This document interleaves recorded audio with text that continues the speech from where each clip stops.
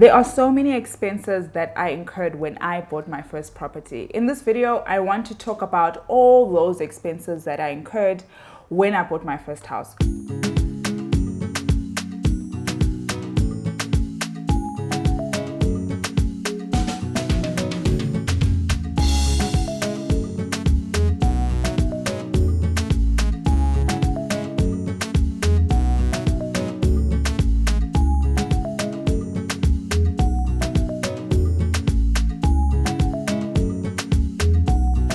So I didn't know that there's so many other things that come in place when you buy a house, right?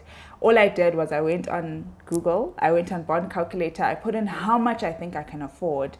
And then I was like, okay, cool, I'm good to go. This is how much I can afford. But alas, when I started and I went for the process, there are so many expenses. So in this video, I just want to discuss some of those expenses that I incurred. Hi guys, my name is Nosi and thank you so much for watching this video. I hope you like it. Please subscribe and let's get into it. So the first one that's obvious is the capital repayments. So because you don't have money to buy the house cash, what you'll need to do, which is what most people do, is go to the bank and ask the bank for a loan. So because you don't have money, cash money, right, to buy like a 2 million rand house or a 1 million rand house, the bank will then assess your credit risk and say, how much can they give you and how much percentage interest will they charge you to then say, we're going to give you a loan for X amount and this is the interest we'll give you. So what I suggest with this is because maybe you didn't apply for something recently in terms of credit and with the interest rates going up, I'll just suggest to then maybe take interest prime plus 3. So just to see how much you can afford. So then you'll go on your bond calculator and say, I want a house for 1 million, I want a house for 900,000 and so forth, and then put in prime plus 3 just to have like a little bit of a leverage in terms of interest rate, right?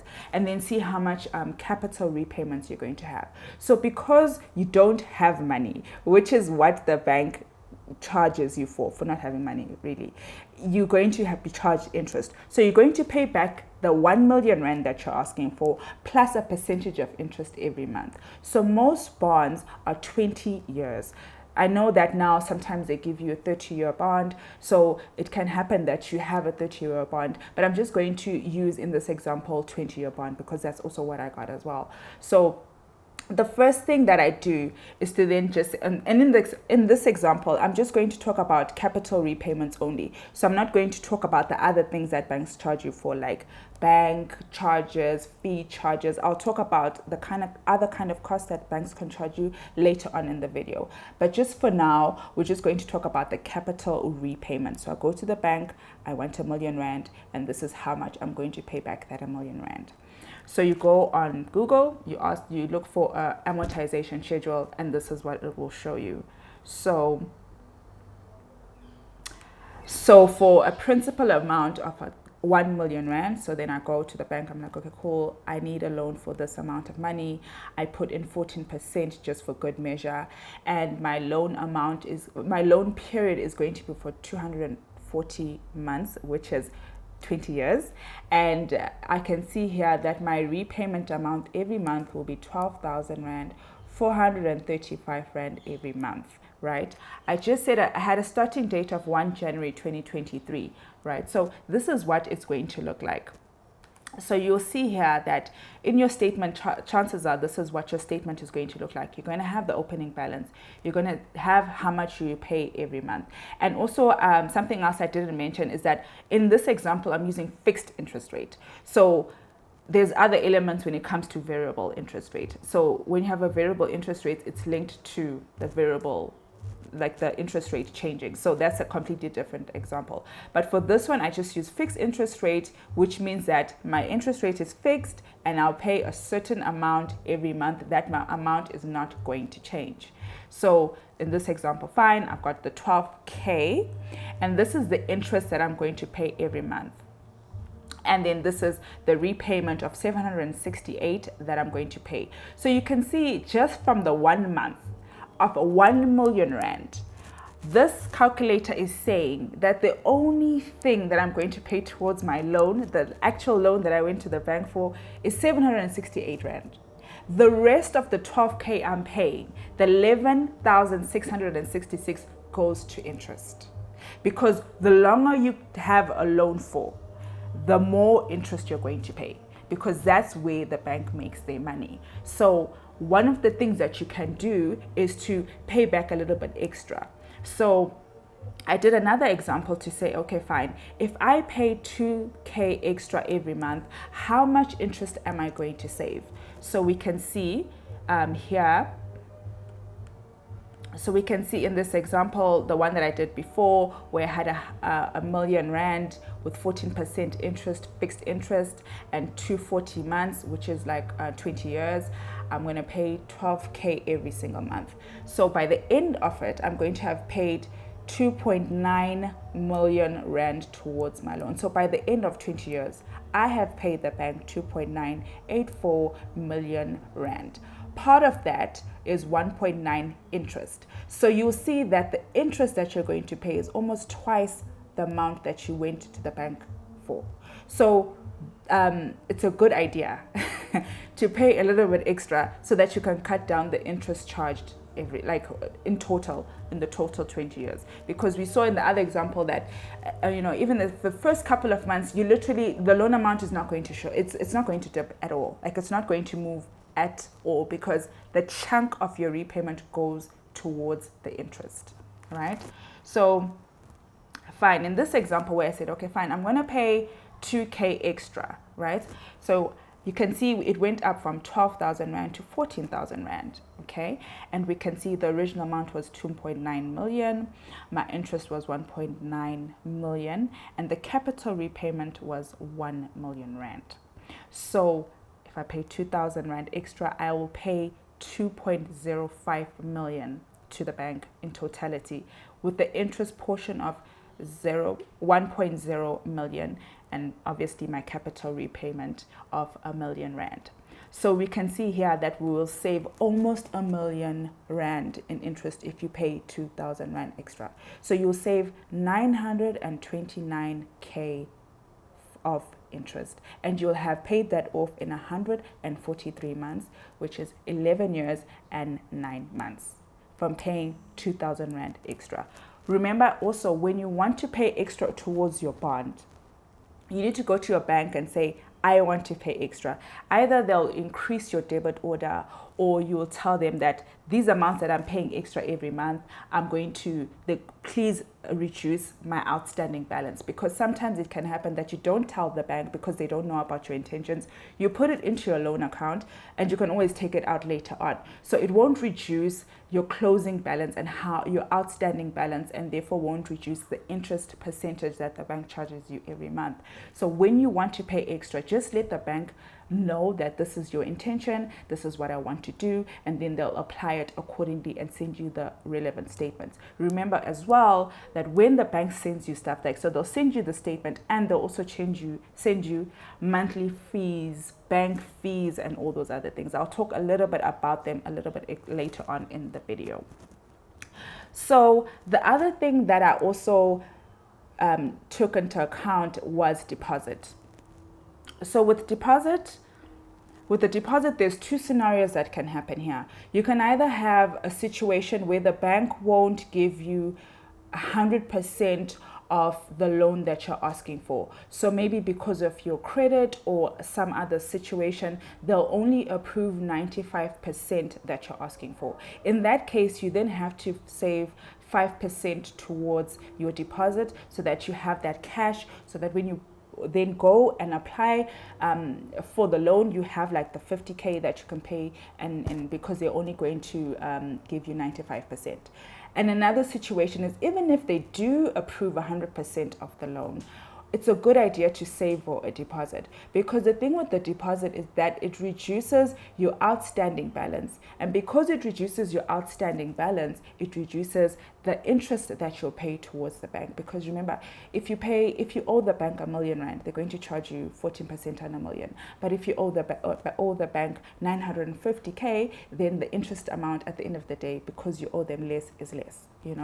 So in this example that I did, just to show you what that looks like, is so here, fine, I went to the bank, I asked for R1,000,000. They approved 95%, which means that I have to then save up for 5%, which is 50K. And this is what it's going to look like. So the original example, I have that on the side here where I said no deposit. You owe the bank R1,000,000, and we have already discussed how much repayments and interest that is. But if we then say we paid a deposit of 50, we can see here that our monthly repayments are going to be 11,813 every single month. So by the end of the loan, we would have paid 2.8 million rand, and we would have paid interest of 1.8 million, and then obviously our capital repayments will be the 950K. So we'll see here, just by saving for a deposit, we've saved interest of 9,222, which is 99K. Okay, so there is some kind of a benefit. It's not like a lot, but in the big term of things, almost 100K, it's a lot of money, right? Initiation fee is a fee that the bank charges you for starting the loan. So it's sort of like initiation, like welcome to the loan club. So they'll charge you like a fee for that, right? So it's like an initiation fee that they're going to charge you. The second one that you're going to pay for, another cost as well to consider, is transfer duty. So this is a tax that you pay to the government. So when you want to know how much you're going to pay for transfer duty, it's a good idea then to just go onto Google, and then to just, because it's like a table that the government issues out, and then you say, based on this amount of loan or this property value that I want, how much transfer duty am I going to pay the government? So remember that you can't have the property transferred unless you pay this transfer duty. The only times that you won't pay transfer duty is if you're buying from a person who's a registered VAT vendor. So in the case of where you're buying a brand new property or from a developer, you don't pay transfer duties in that case. Where you're buying from person to person, transfer duties are definitely paid, and it's just basically a tax. You can go on to Google and find out how much tax based on the value of your property will you pay the government. So another cost that you will incur is transfer costs. So these are fees that are paid to your attorney to register ownership with the deeds office. And also bond registration cost is another cost to think about. So bond registration costs are a way that the bank makes sure that they have some kind of security over that property you have taken a loan on. So they will register the mortgage bond that confers certain rights to them. So this is just a way for the bank to protect itself from defaults. So remember, you are going to ask for a loan from the bank. So they need to make sure that should you default or not be able to pay for the house, they are then able to repossess it. It's just a way for them to protect their loan to you. So remember that when you go for like a house, like that kind of a bond is a secured it's a secured loan, because it means that the bank, whoever it is, the bank, most likely the bank, will be then able to repossess the item that you went to the loan for. So they have some kind of a security. So when you default, then they come and they repossess the home. Something else to think about as well is moving costs. So I think when you buy a house, this is like probably the last thing that you think about, but it can be quite pricey, especially if you're going to use like a moving company or something like that. So what you can do to cut your cost is to maybe use like a bakkie. It's a little bit cheaper, and ask a friend to just help you to move.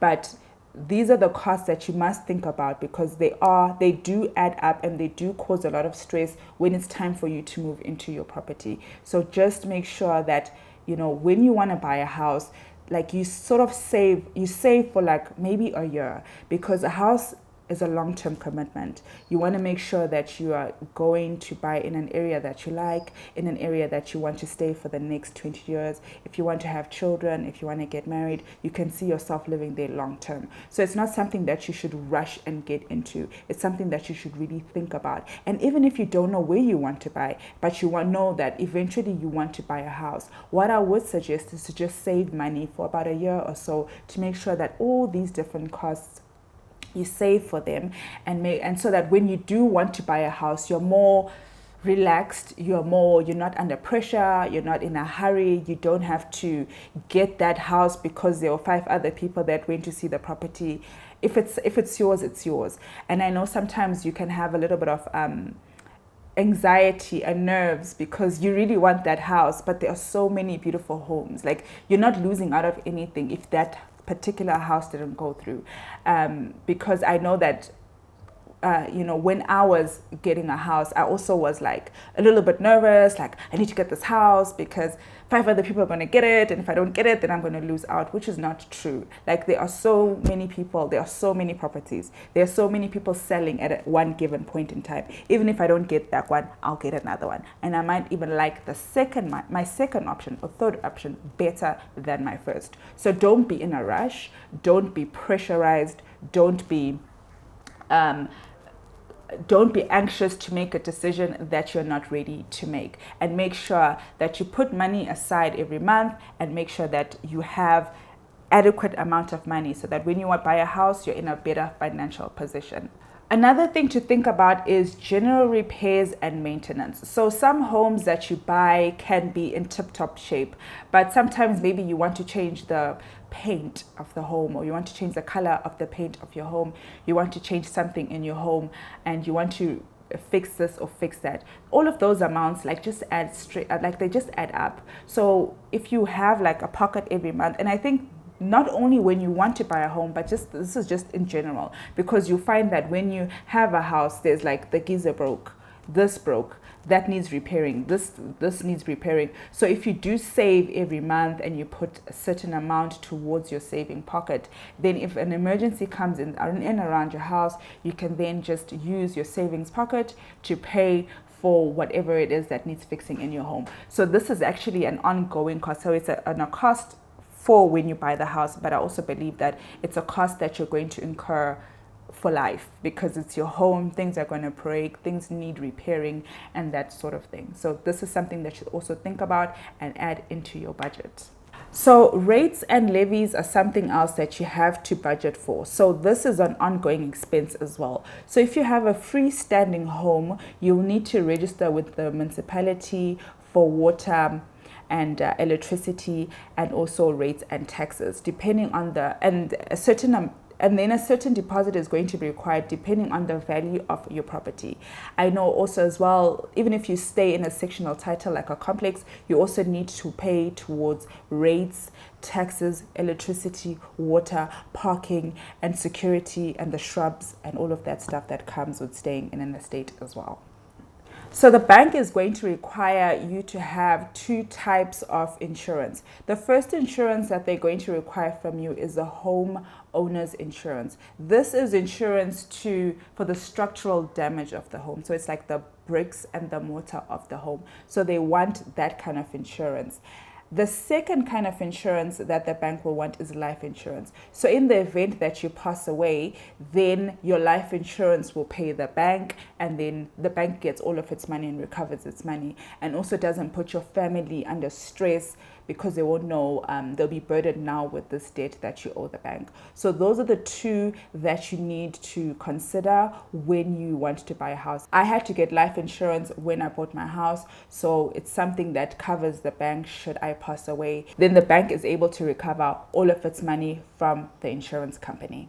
So another insurance as well is content insurance. So this is a good one to have to then protect the contents of your home. So for your TV, your fridge, and all those other things that you can put into your content insurance. So I know different institutions have it. So just shop around and make sure that you have one that covers everything that you want, all the items in your home that you want insured, and also to make sure that it's affordable for you and it's something that you'll be able to pay going forward into the future. So now we can see that there are so many things and so many components when you're buying a home. There's so many things that just not only the amount that you're going to pay every month to the bank, there's so many other things that you need to consider, even bank charges, fees, all of those things that the bank itself is also going to charge you. So when a house is a huge investment, it takes a while to recover from buying a home. It's something that you should really think about, but I think it's a worthwhile investment because you know that this is where your money is going. But I just wanted to make this video so that we just discuss some of the costs that I incurred that I wish was helpful to you as well. In an earlier video, I spoke about financial costs to consider when you want to buy a car. So I'm going to link that in the end screen. So I'm going to put it somewhere on the screen around here so you guys can go and watch that video. I also put that in the description, and I will see you next time. Thank you for watching.